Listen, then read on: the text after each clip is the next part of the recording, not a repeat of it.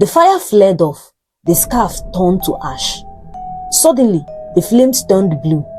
Baba Ewe stopped chanting. His eyes widened. No. Something is wrong. The fire roared higher.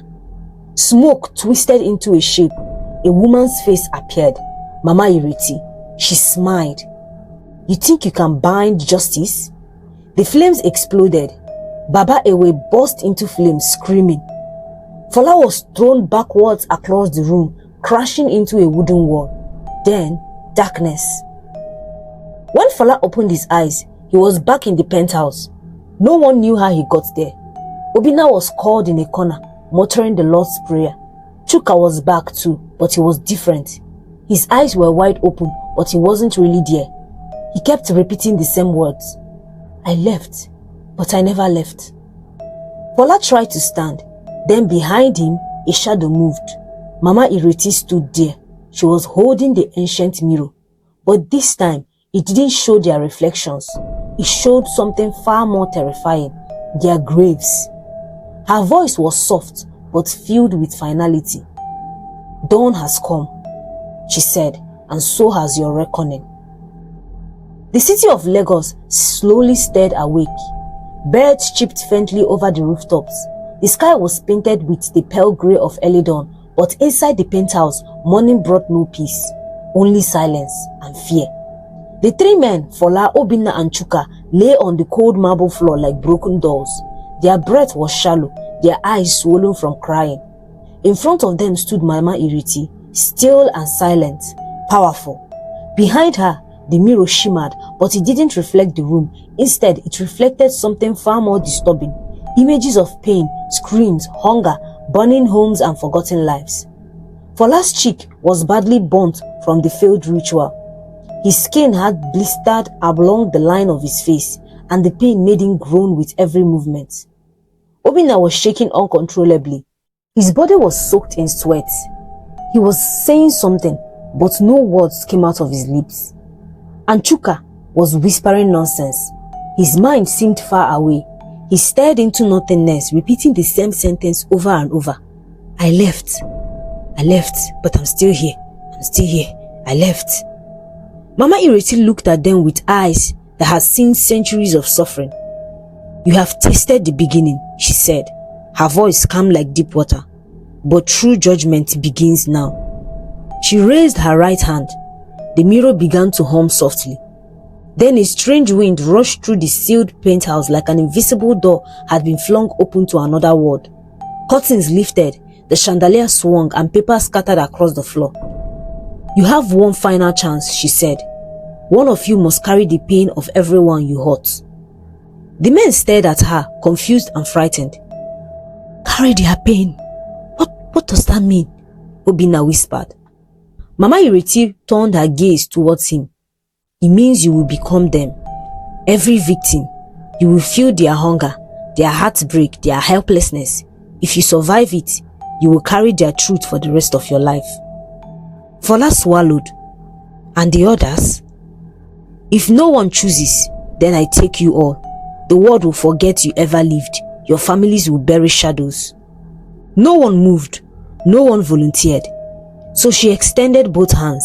The mirror trembled and pulled all three men into it. They screamed. Inside the mirror wasn't glass. It was memory, pain, justice, and now they had to leave it. Obinna opened his eyes to find himself in a small cracked mud house in Ilorin, but he wasn't Obinna anymore.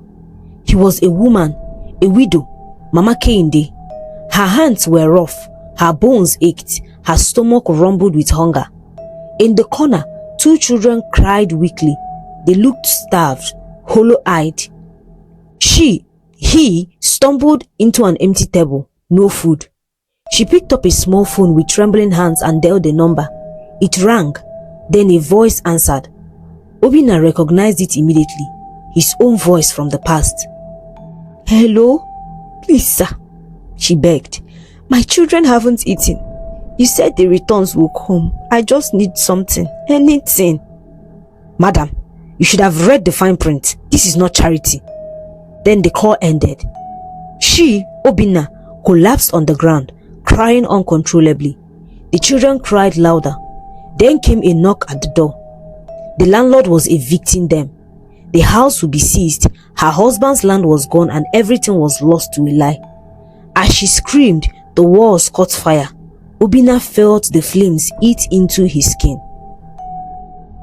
Fola awoke in a small dirty hostel room. The mattress was stained. The ceiling fan was broken. The heat was unbearable. He stood up and walked into a broken mirror. He saw someone else's face. He was now Tunji, a 300 level student from UNN. Tunji had invested his school fees in quick funds and lost everything.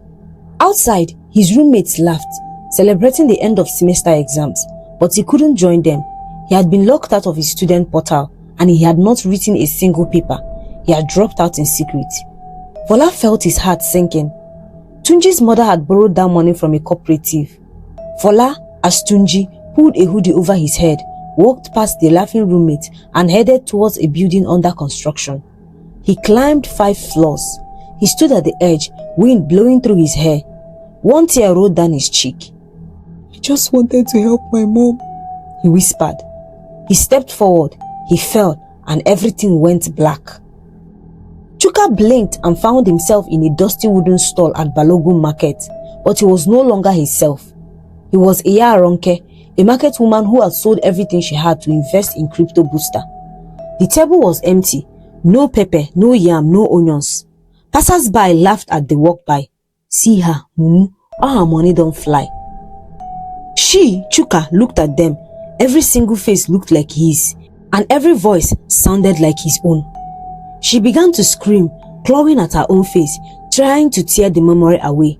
She grabbed her chest, pain shooting through her left arm. A heart attack, and suddenly, darkness. The mirror spat them out one by one back at the penthouse. They landed on the cold floor, groaning, crying, gasping for air. Their clothes were drenched in sweat, their eyes wide with trauma. They had lived the lives they once destroyed. Mama Ireti stood over them. Her voice was gentle now. No amount of money can undo what you did, but truth can begin the healing. She knelt beside them, not as a judge, not as a spirit, but as a mother. You weren't born evil, she said quietly, but you chose evil. Obinna raised his hand, tears falling freely. "I'll confess," he whispered. "I'll tell everyone, everything." Fola nodded. "I'll give it all back, every last kobo." Chuka couldn't speak, he just wept. A live stream went viral later that day. Millions of Nigerians watched from homes, offices, buses and roadside shops. 3 men sat in white native attire handcuffed. EFCC officers stood behind them. Chuka spoke first, his voice trembling. "My name is Chuka. We created quick funds. It was a fraud. We stole over 800 million. I'm deeply sorry." Fola continued. "We have returned 312 million so far. We are ready to cooperate fully. We beg our victims for mercy." Obinna's voice broke as he spoke. "Please forgive us. Let no one ever do what we did. Fast money ends in sorrow. We are walking corpses." The world watched. Behind the cameras, unseen by everyone but them, Mama Ireti stood. She smiled. Justice had begun.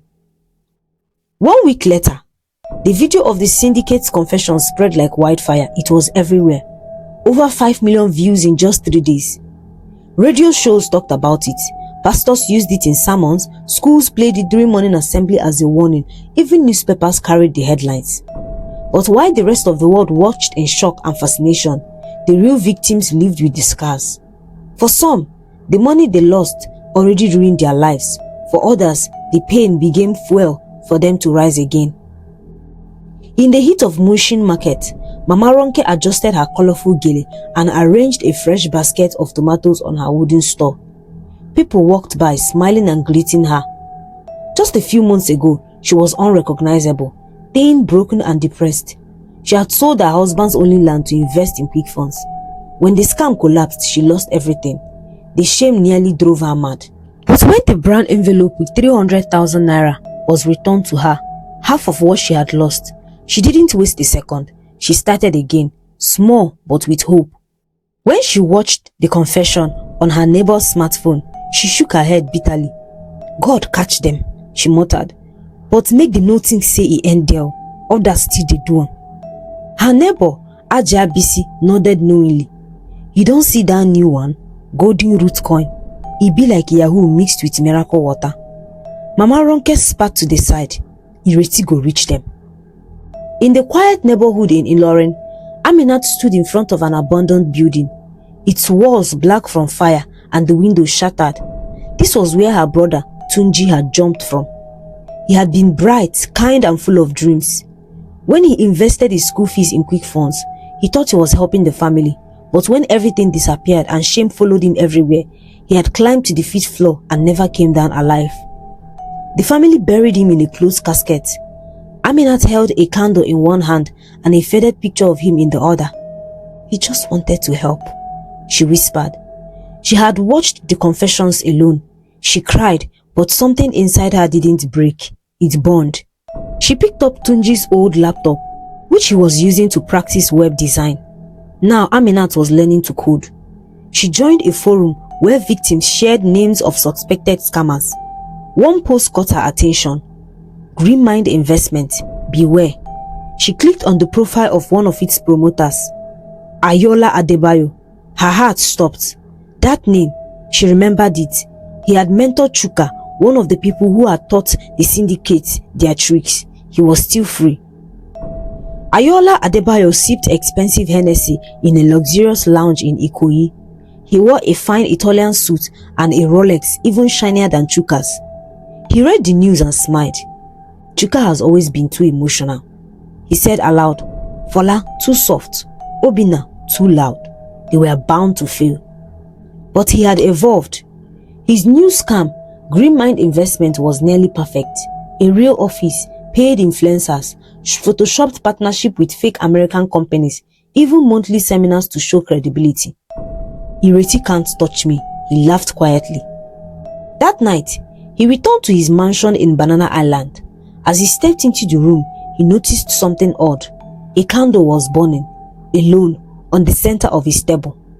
He frowned. There was no power cut, no wind, nothing. Then he saw the mirror and the woman standing beside it.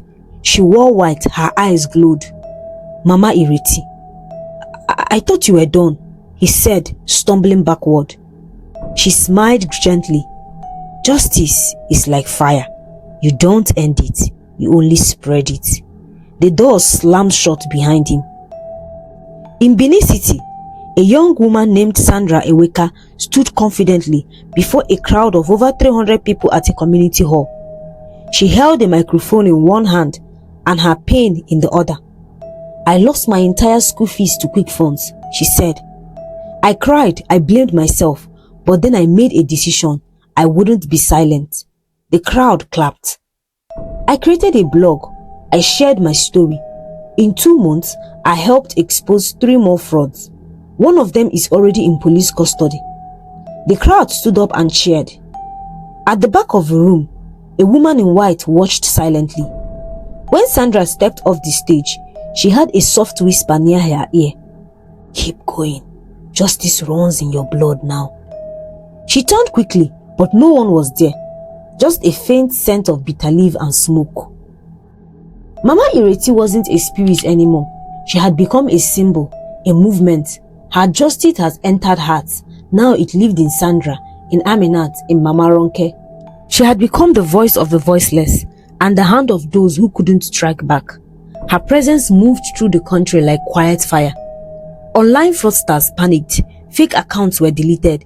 Some scammers turned themselves in, too scared to sleep, too afraid to close their eyes.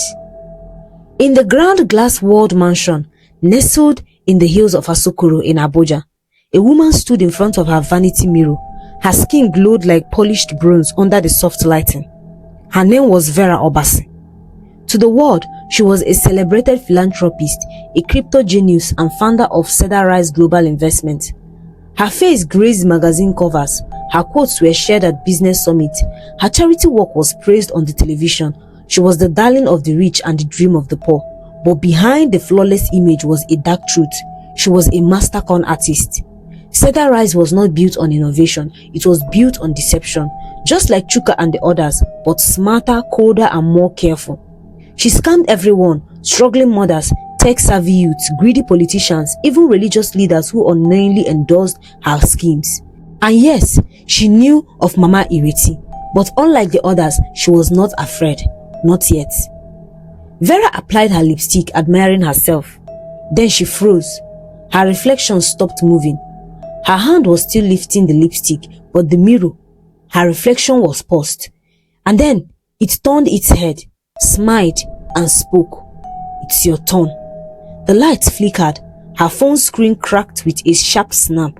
The AC unit began to blow smoke. Then slowly, the heavy doors to her bedroom swung open. No wind, no footsteps, but she knew. She turned slowly and saw her, Mama Ireti, dressed in glowing white, hair floating as if underwater. Her eyes were no longer glowing red, but black, bottomless, and endless. Vera took a deep breath, then smiled boldly. "I've been expecting you." "You don't scare me," Vera said coolly. "I didn't start this game, I just played it better." "You played it colder," Mama Ireti replied, her voice calm. "Even the desperate still have hearts, but you have only hunger." Vera walked across the room with elegance, picking up a glass of wine. "So what now? You want me to scream like chooks, cry like a baby? I don't do regrets." "You don't need to scream," Mama Ireti said softly. "You only need to see." The mirror behind Vera shimmered with lights. Vera laughed. "You want me to look at victims, their tweets, their tears? I have already seen them. I read every message. I studied their pain." Mama Ireti's eyes narrowed. "Then watch this." Vera's body stiffened. Suddenly she was no longer in her mansion. She was inside the mirror, inside her own story. Not her current life, but her childhood. She saw herself as a small girl, barefooted in a flooded neighborhood, selling chin-chin in traffic. Her mother stood nearby, coughing blood, begging drivers for help. She saw herself again, now 15 years old, sitting across from a corrupt WAEC official who demanded her body in exchange for a passing result. She watched as her mother scraped together 200,000 naira and sent it to a man who promised US visas, but he disappeared. Her mother collapsed in the hospital waiting room and never woke up. Vera screamed in the darkness, clutching her chest. "I did what I had to do," she yelled. "I built my empire from pain. The world eats people like me." Mama Ireti appeared beside her in the mirror's dark void. "I know your pain," she said gently, "but you didn't pass on survival. You passed on suffering." Vera jolted awake, back in her mansion. She lay on the cold floor, makeup smudged, tears streaming. "I didn't want to be a monster, but I did. I became one of them." Mama Ireti stepped forward, not in anger, but in silence. Then she said, "You are the final key." Vera wiped her face. "What does that mean?" "You have lived both sides, the prey and the predator. If you confess, if you return what you stole, if you speak boldly and openly, your voice will echo louder than theirs. You won't just free yourself, you will break the system." Vera trembled, then slowly nodded. "I'll do it." Vera Obasi appeared on TV channels, sitting between two EFCC officers. Her hair was uncovered, no makeup, her face real and raw, being watched by millions. She looked straight into the camera. "My name is Vera Obasi. I'm a fraudster. I created Cedar Rise Global to exploit people's trust and desperation. I scammed thousands. I'm ready to face justice and return what I stole." The country froze. Some people cheered, some wept, some raged, but something extraordinary happened. Like dominoes falling, 53 other fraudsters turned themselves in over the next few months. Men and women who had smiled in ads and flown in private jets now came forward, weeping, shaking and confessing. Some said they had dreams of a woman in white. Others said their laptops wiped themselves clean overnight. A few woke up to the scent of bitter leaves in their room and a single word written on their mirrors, confess. At a small village school in Ekiti, a curious girl raised her hand during a story lesson. "Ma," she asked her teacher, "is Mama Ireti real?" The teacher smiled warmly. "She is real anywhere truth lives. She's in the voice that rise up, in the hands that restore, in the eyes that refuse to look away." Outside, beneath a mango tree near the school, an old woman in white sat silently, watching, smiling. Her work was not finished, but for now, there was peace.